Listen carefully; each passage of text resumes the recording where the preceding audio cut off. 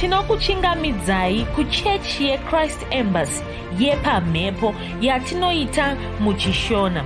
Iko zvino hapachina chikonzero chokupedza svondo rose usina kupinda chechi, nokuti painopindwa unenge usipo, kuda wakanga uri kubasa pakaenda vamwe kuchechi, kuda wakanga uri parwendo, kuda chechi yeChrist Embassy haisati yakuwanikwa kwaunogara, kana kuti unofarira hako kudzidza shoko raMwari nechishona. Ino ndiyo yave chechi yako. Chipinda tinamati. Haleluya. Tinosangana zvekare pamunamato wedu weChrist Embassy watinoita pamhepo muchishona. Ndichimba senguva yose kuti makava nesvondo rakanaka, uye zvekare ndichiti makorokoto. Takapinda mumwedzi waGuyana, takava nomwedzi wanyamavhuvhu wakaropafadzwa zvikuru.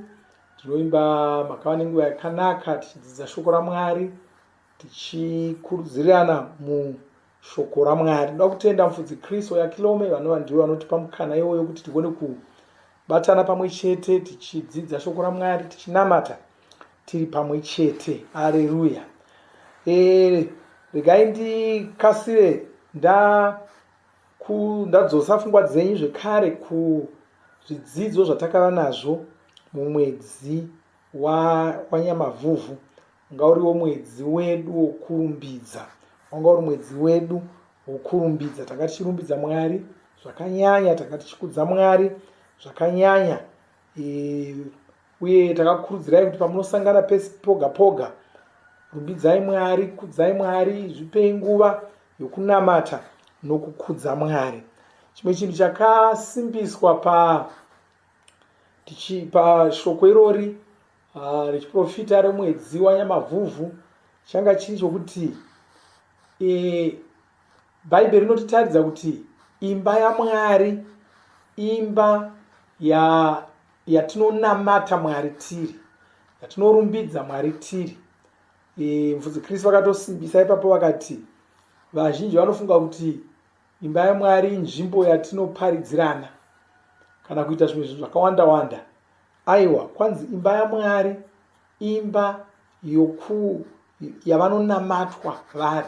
Saka vakatsvaka kuti vave nemba yatinogona kuungana tichivarumbidza, tichivanamata, tichivarumbidza nemipiro yedu, tichivarumbidza nokuvanamata nemipiro yedu, tichivanamata nemashoko edu, tichivanamata dzimbo dzedu, tichivaimbira, tichiita zvese. Regai titarire kuna vaHebheru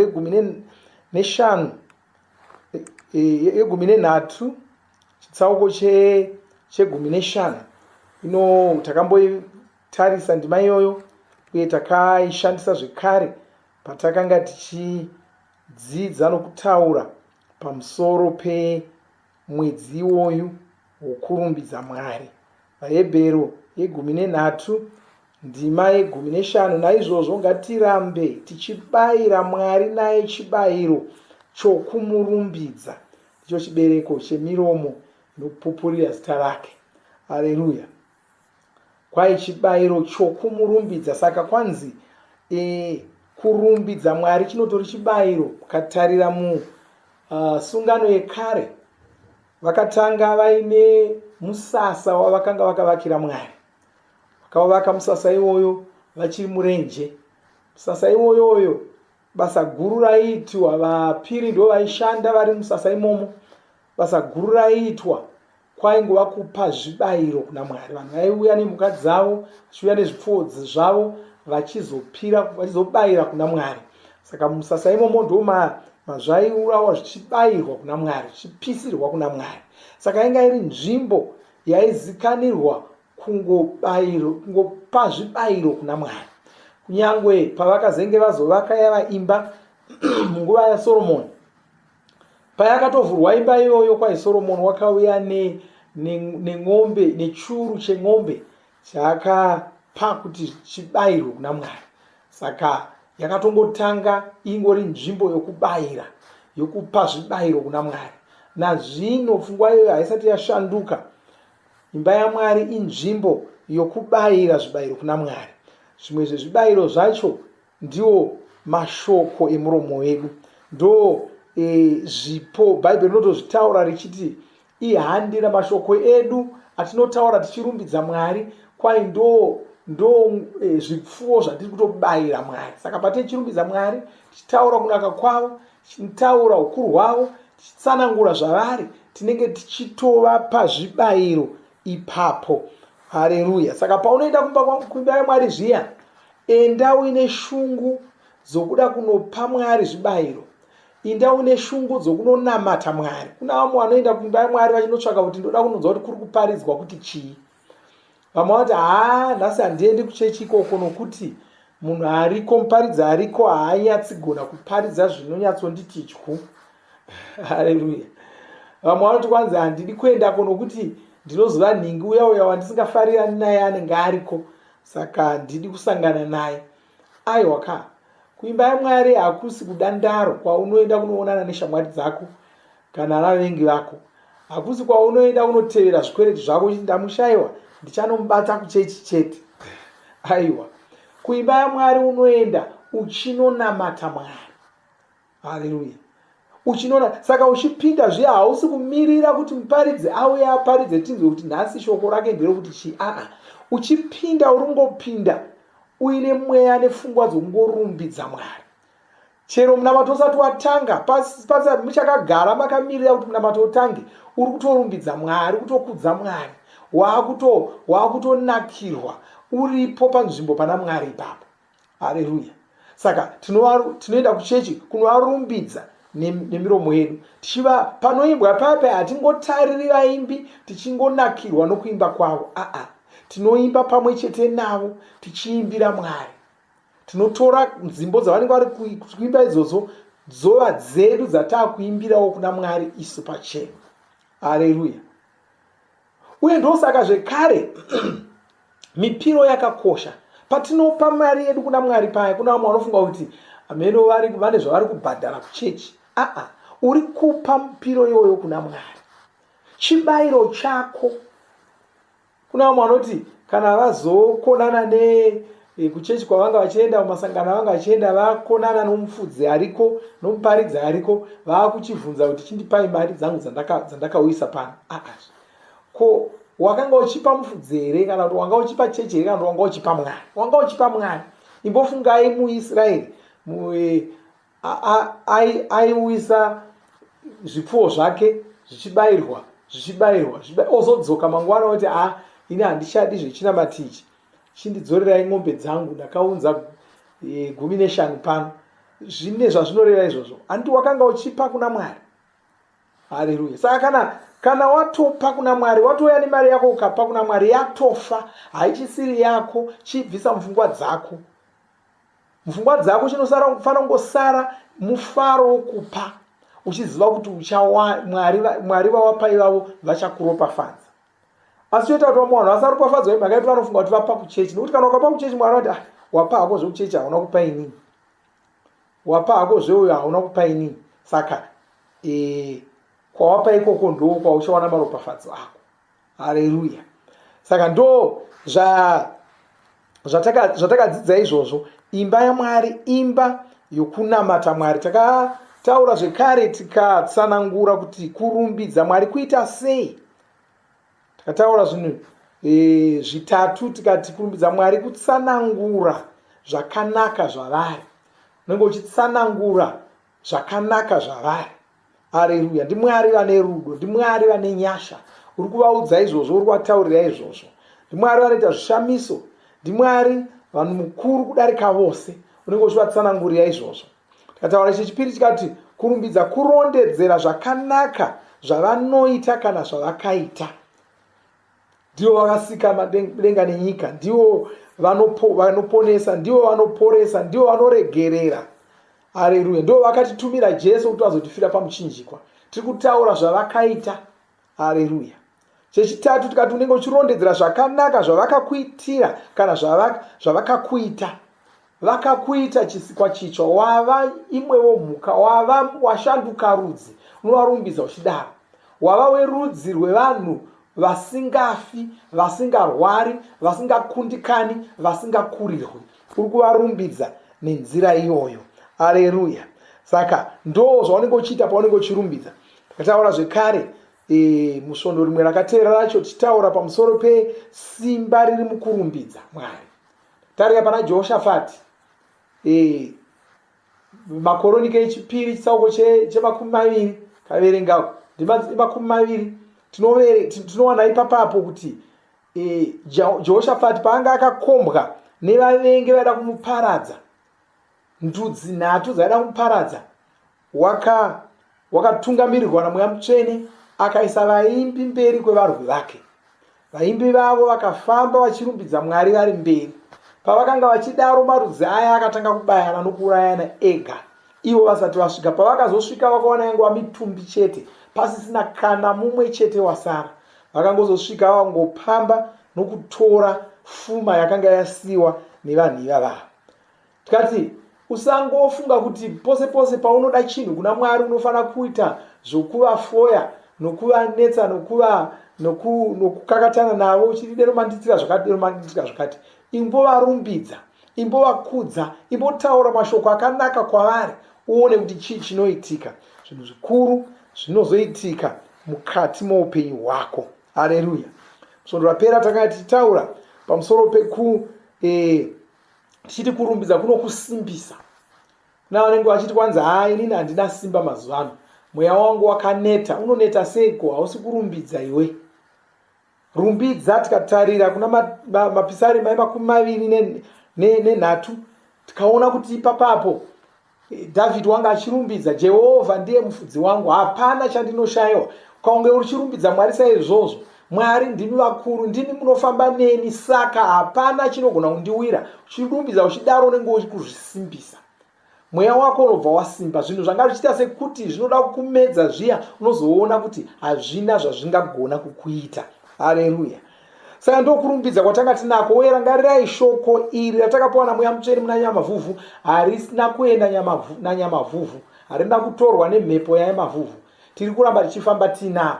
Ndosaka tichifanira kuramba tichirirangarira, tichishanda naro. Tatobata chiropafadzo chikurumbidza Mwari, takutofamba nacho, takutomhanya nacho. Haleluya. Nhasi ndo isvondo yedu yokutanga yomwedzi waGunyana, isvondo yatinounza mipiro yedu yesungano. Saka ndoda kuti patinokutaurirai nzira dzokupa nadzo motumira mipiro yenyu yesungano iyoyo. Zvekare isvondo yatinodya chidyo. Saka ndoda kuti tikasire tapinda mukudya chidyo, togadzira chingwa chedu, togadzira zvokunwa, todya chidyo ichocho tichirangarira nokuparidza sezvatakarayirwa naIshe Jesu Kristu, chiparidza kufa kwaJesu Kristu kusvikira pavanodzoka. Handei kutsamba yokutanga kuvaKorinde chitsauko 11 ndima ye23. Kwai nokuti zvinhu zvandakakupai zviya ndakazvigamuchira kubva kuna Ishe, zvekuti Ishe Jesu usiku huya hwavakapandukirwa vakatora chingwa, vakatenda Mwari pamusoro pacho, ndokuchimedura, ndokutaura vachiti, torai mudye, ndiwo muviri wangu unomedurirwa imi, itai izvi muchindirangarira. Haleluya. Saka da kuti titore chingwa ichocho, tochiropafadza, tozochimedura pamwe chete, tochidya. Baba, ndoda kutendai nezita raJesu Kristu, ndopambiri kwamuri, ndopakudzo kwamuri. Ndoda kutendai nokuda kwaJesu Kristu avo vano muviri watikamedurirwa isu, wakaroverwa isu. Tinoropafadza chingwa ichiko zvino patinochidya, tichiparidza rufu irworwu, tinochiropafadza uye ndonyengeterera mumwe nomumwe ari kubatana neni pakudya chidyo ichochi, chitaura kuti akaropafadzwa, hapana zvirwere zvinogona kugara muviri make, nezita raJesu Kristu. Amen. Haleluya. Ngatichimedurei tichidye.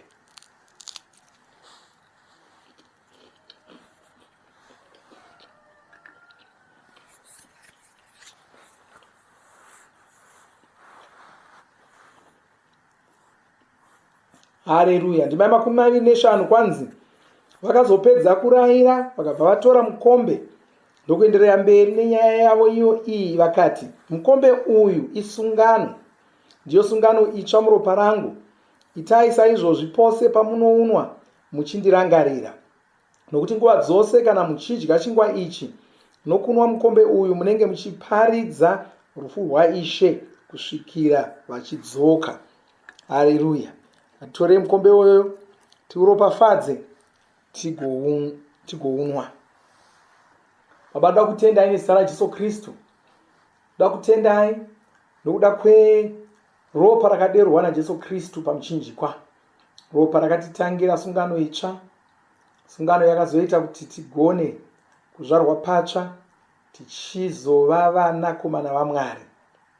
Nhasi tava verudzi rwaMwari, tazvarwa patsva, tava nhengo yenyama yavo, rimwe ramafupa avo. Ndoda kutendai, ndoda kurumbidzai. Hazvichagoni kuti tirware, hazvichagoni kuti tikurirwe, hazvichagoni, Satani haachagoni kuita zvaanoda patiri nezita raJesu Kristu, nokuti tava verudzi rwaMwari, takashanduka rudzi. Tinoropafadza mukombe uyu patinounwa, chinyengeterera mumwe anonwa mukombe uyu pamwe chete neni, taura ndichiti akaropafadzwa muzita ramambo Jesu Kristu. Anokunda muzvinhu zvose zveupenyu hwake muzita raJesu Kristu. Amen. Haleluya. Ngatinwei mukombe iwoyo.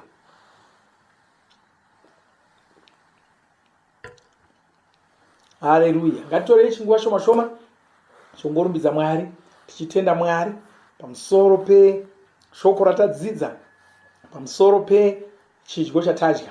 Baba, tinokutendai nokurumbidzai, topa mbiri nekodzo kwamuri. Tinoda kutendai nokuti muri Mwari vakanaka. Tinokutendai nokuda kweshoko ratadzidza. Tinoda kutendai nokuda kwomukombe watanwa nechingwa chatadya muzita raJesu Kristu. Baba, ndokunyengeterera muno mumwe wabatana neni pamunamato uyoyu, taura maropafadzo pamusoro poupenyu hwake muzita raJesu Kristu. Anokunda muzvinhu zvose zveupenyu hwake kubva nhasi nezita raJesu Kristu. Zvirwere hazvigoni kuita zvazvinoda mukati momuviri wake muzita raJesu Kristu. Zvose zvaanoita namaoko ake zvinobudirira muzita raJesu. Mabasa ake akaropafadzwa, mhuri yake akaropafadzwa, imba yake akaropafadzwa, waniso yake akaropafadzwa, vana vake vakaropafadzwa, minda yake yakaropafadzwa. Inounza goho rakanaka nezita raJesu Kristu. Baba, ndinokutendai ndokurumbidzai. Ndoda kutendai nokuda kwomwedzi uno wagunyana watatanga muzita raJesu Kristu. Uchava mwedzi wamafaro chete kune vose vari kunamata neni kudai, mwedzi wamafaro chete, mwedzi wamafaro chete nezita raJesu Kristu. Baba, ndinokutendai, ndinokurumbidzai. Amen. Haleluya. Hatisati tapedza, tinoda kuti timubatane nesu. Tiri kupinda panguva yekurumbidza Mwari, tichiimbira Mwari, uye tichanzwa kuverengwa kwerapsodi pamwe chete nekuwana nguva yokunamata Mwari. Mwari vakuropafadzei, tirambe tiri pamwe chete tichienderera mberi neshumiro. Amen.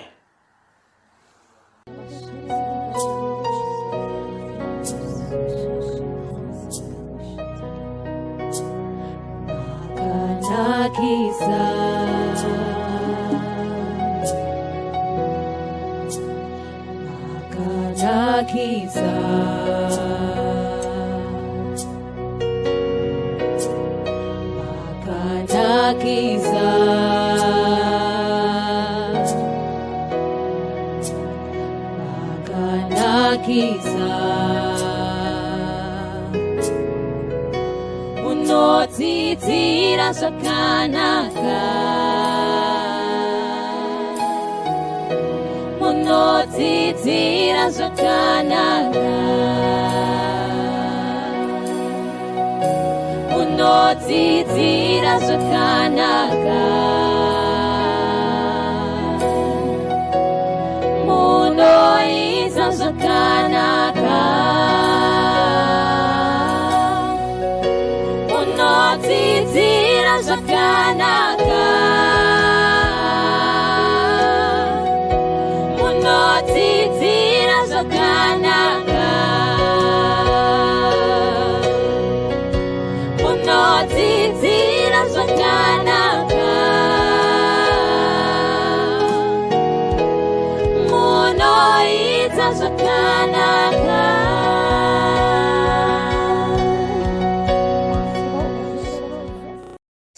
tinokugamuchirai pamunamato wezuva ranhasi watinoita tichishandisa bhuku reRhapsody rakanyorwa namufudzi Chris Oyakilome. Chidzidzo chanhasi chinoti ruzivo rwako ndirwo rwakakosha. Shoko redu tinoriwana kubva kuna Isaiah 11:9 inoti, hazvingazokuvadzi kana kuparadza pagomo rangu rose dzvene, nokuti nyika ichazara nokuziva Jehovha semvura zhinji inofukidza gungwa. Ruka ane nhoroondo yaanotipa tinoiverenga muna Mabasa 27 kusvika 28. Iyi inhoroondo yezvakaitika kuna Pauro vakanga vari kuenda kuRoma. Vakanga vari muchikepe. Chikepe ichi chaivawo nevamwe vanhu ava vakanga vari 284. Gungwa rakabva raita mafungu aya akanga aine ukasha akaparadza chikepe ichi, asi hapana wavo akafa. Vose vakagona kushambira vakabudira pane chimwe chitsuwa. Chitsuwa ichi chainzi Merita. Chitsuwa ichi chaiva nevanhu ava vakavagamuchira vakavabatsira zvikuru, vakavavesera moto kuti vadziye. Pauro akabva aunganidza huni ndokubva adziisa moto uyu, asi muhuni idzi maiva nenyoka. Nyoka iyi yakatanga kutsva ikabva yabuda ndokumonera paruoko rwaPauro. Nyoka iyi chakanga chiri chikara. Vagari vechitsuwa ichi vakavaona nyoka iyi vakabva vatanga kutaurirana. Mashoko avo tinoaverenga muna Mabasa 28:4. Vakati, murume uyu imhondi chete, anga apunyuka hake pagungwa, asi ngozi ichiri kumutevera, haidi kuti ararame. Vaitarisira kuti Pauro abve azvimba kana kufa chaiko, asi Pauro akazunza nyoka iya ikawira mumoto. Iye haana kusara achirwadziwa. Vanhu vaya vakazoshanduka vakafunga kuti Pauro akanga ari mwari. Sei Pauro akanga akaita seizvi? Sei akanga akasiyana nevanhu ava? Imhaka yekuti aiva weropa ravamwari, uye ainzwisisa kuti akanga ari werudzi urwu. Ainzwisisa munhu anenge aine mwanakomana waMwari. Aiziva kuti munhu akadai anenge ava neupenyu husingaperi. Upenyu uhwu ndihwo hunotaurwa muna vaRoma 6:23 inoti, chipo chaMwari chisina mubhadharo, upenyu husingaperi. Upenyu uhwu huri muna muponesi Jesu, ivo Ishe wedu. Munhu angava neupenyu husingaperi, munhu uyu anenge ava weropa raKristu. Munhu akadai haana uturu hungamuuraya. Izvi ndizvo zvakataurwa naJesu. Tinoverenga mashoko avo muna Mariko 16:18. Vakati, vanganwa zvinouraya, asi hazvingavakuvadzi. Uhwu ndihwo upenyu hwatakapiwa, asi vakawanda havahuzivi. Asi ruzivo ndirwo runotisungunura, ndirwo runotipinza mupfuma yedu. Izvi ndizvo zvinotaura Bhaibheri. Saka ungava hako nechinhu, asi unofanira kuziva kuti unacho, ndiko kuti chinhu ichi chikubatsire. Iwe wava weropa raKristu, saka hazvichagoni kuti ufe, asi unofanira kuziva izvi. Unofanira kuzvinzwisisa, ndiko kuti ropa iri rishande mauri. Ndiko kusaka Johani ane mashoko aakataura. Tinoverenga muna 1 John 5:13. Anoti, ndakakunyorerai zvinhu izvi iyemi vakagamuchira zita remwanakomana waMwari, kuti muzive kuti mava neupenyu husingaperi, mava veropa ramuponesi. Namata uchiti, Baba vandinoda, ndinokutendai. Maita kuti ndinzwisise rudzi rwangu. Handichisiri munhu wenyika ino. Ndava weropa raKristu. Hazvichagoni kuti ndife. Handichabatwi nezvirwere zvinoparadza vanhu, hazvichagoni kundiparadza. Ndava werudzi rwevamwari. Mwari ndiwo wava kuonekwa pandiri. Muzita raJesu. Ameni.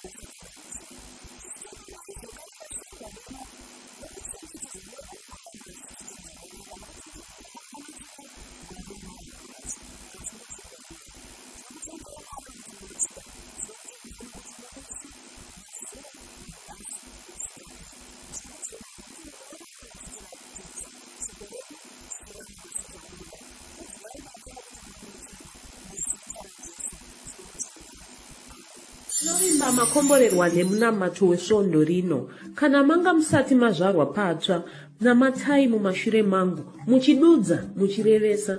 Taurai muchiti, Mwari vari kudenga, ndinouya kwamuri, ndinokoka Jesu kuti vapinde mumwoyo mangu.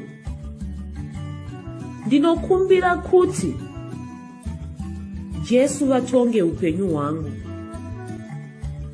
Ndinopupura kuti Jesu ndivo vavaishe wangu. Saka ndinogamuchira upenyu usingaperi mumweya mangu. Ndazvarwa patsva,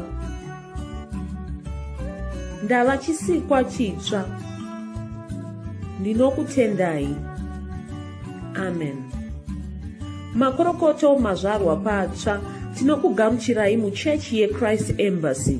Titumirei zita renyu nekwamunogara. Munogona kutumira iri SMS kana WhatsApp pa 0772 215 kana kutuma tsamba pa shonaror@gmail.com.